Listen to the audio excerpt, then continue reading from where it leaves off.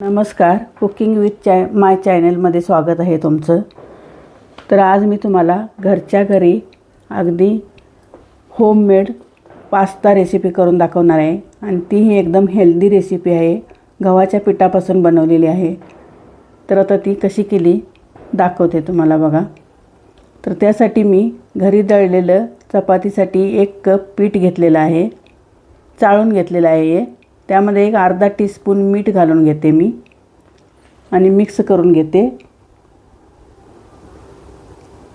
आणि आता त्यामध्ये गरजेनुसार पाणी घालून अगदी चपातीला पीठ मळतो तसंच मळून घ्यायचं आहे. लहान मुलांना हेल्दी नाश्ता म्हणून असं करून द्यायला काही हरकत नाही. बाहेरचा नाश्ता खाण्यापेक्षा, पास्ता खाण्यापेक्षा मैद्याचा. तर आता हे मी 5 मिनिटासाठी मळून ठेवलेलं. त्याचे 2 गोळे करून घेते मी आता.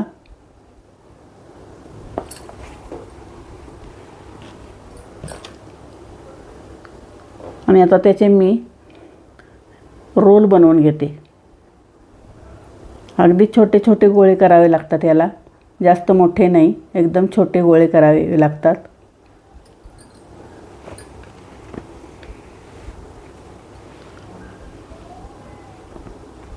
माझ्या रेसिपी तुम्हाला आवडत असल्यास माझ्या चॅनलला हाईप करा, कमेंट करत जावा आणि रेसिपी कशी झाली म्हणून सांगत जावा.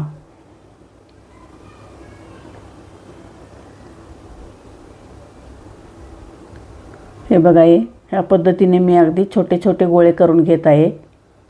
अगदी छोटे छोटे करायचे, जास्त मोठे नाही लागत त्याला.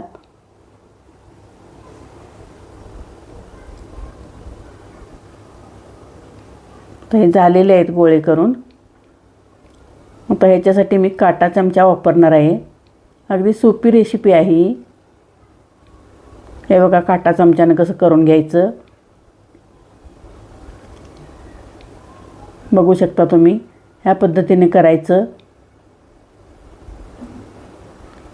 आमच्या ख्रिसमसच्या रेसिपीमध्ये अशी एक रेसिपी असते, पण ती स्वीट असते. अशीच बनवली जाते ती. कलकल म्हणतात त्याला. त्याची रेसिपी मी टाकलेली आहे.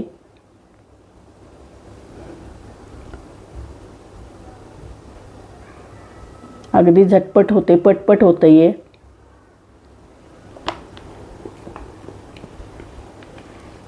आरोग्यासाठी लहान मुलांच्या एकदम चांगला आहे, उत्तम पर्याय आहे हा. तर आता मी पाणी उकळत ठेवलेलं आहे गॅसवर. त्यामध्ये 1 टीस्पून होईल एवढं मीठ घालून घेतलं मी. थोडंसं तेल घालून घेते म्हणजे ते एकमेकाला चिकटत नाही. आणि त्यामध्ये आता हा बनवलेला गव्हाच्या पिठाचा पास्ता घालून घ्यायचा त्यामध्ये. आणि चांगलं खळाखळा असं 5 मिनटं उकळून घ्यायचं. 5 मिनटाचं शिजतं ते. चांगलं शिजतं 5 ते 6 मिनटात. जास्त वेळ नाही लागत. शिजवून घ्यायचं मात्र 5 ते 6 मिनटं.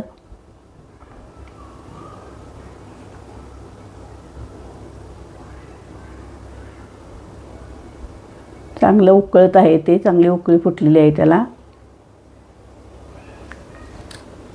खूप छान झालेला हा नाश्ता. तर आता हे होत आलेलं आहे. गॅस बंद करून घेते मी.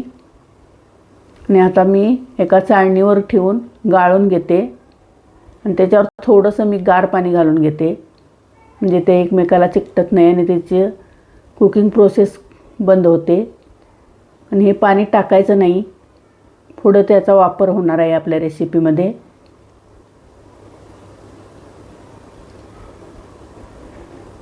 बघू शकता तुम्ही. यामध्ये अजिबात मी मैदा, रवा काहीही घातलेलं नाही. निव्वळ गव्हाच्या पिठापासून केलेलं आहे. तर 2 टेबलस्पून तेल घालून घेतलं मी कढईमध्ये.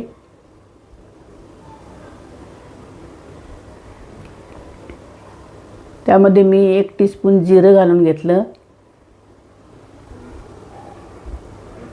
लसूण चिरलेला, किसलेलं आलं 1 चमचा घालून घेतलं.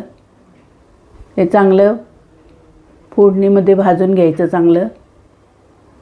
मिरची 1 चमचा घातली बारीक चिरलेली.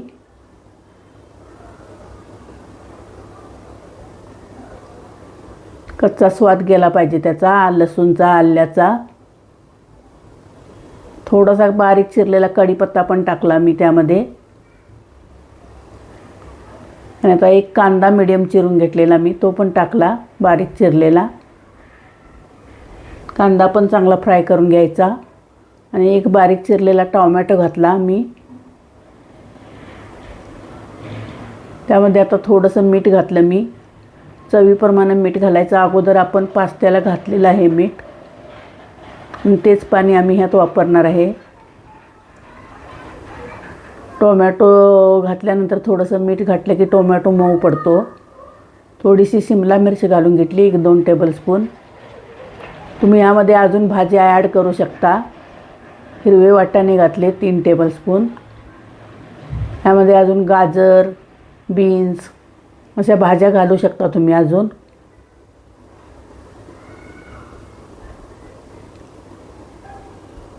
आता हे धनापूड, हळद, लाल तिखट, हे काळं मीठ हे घालून घेतलं मी. आणि हा मॅगी मसाल्याचं पाकीट 1 घालून घेतलं मी त्यामध्ये.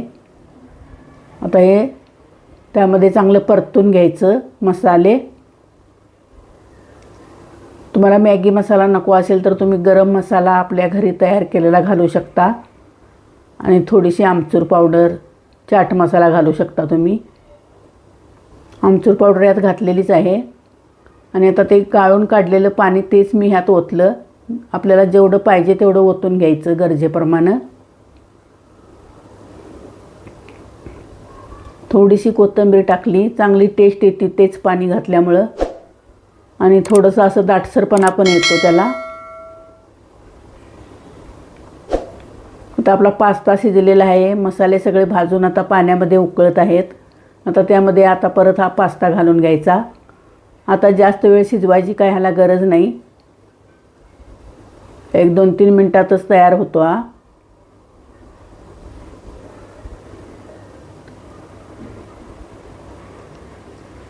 खूपच चांगली टेस्ट आलेली आहे याला. आणि खायला पण अगदी चांगला, हेल्दी आपल्या शरीराला. मुलांना हा खूप आवडतो. असा करून दिला तर.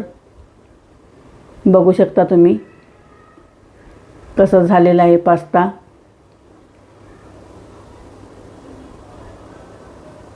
इथंपर्यंत जर तुम्ही रेसिपी बघितली तर रेसिपीला लाईक करा. थँक्यू.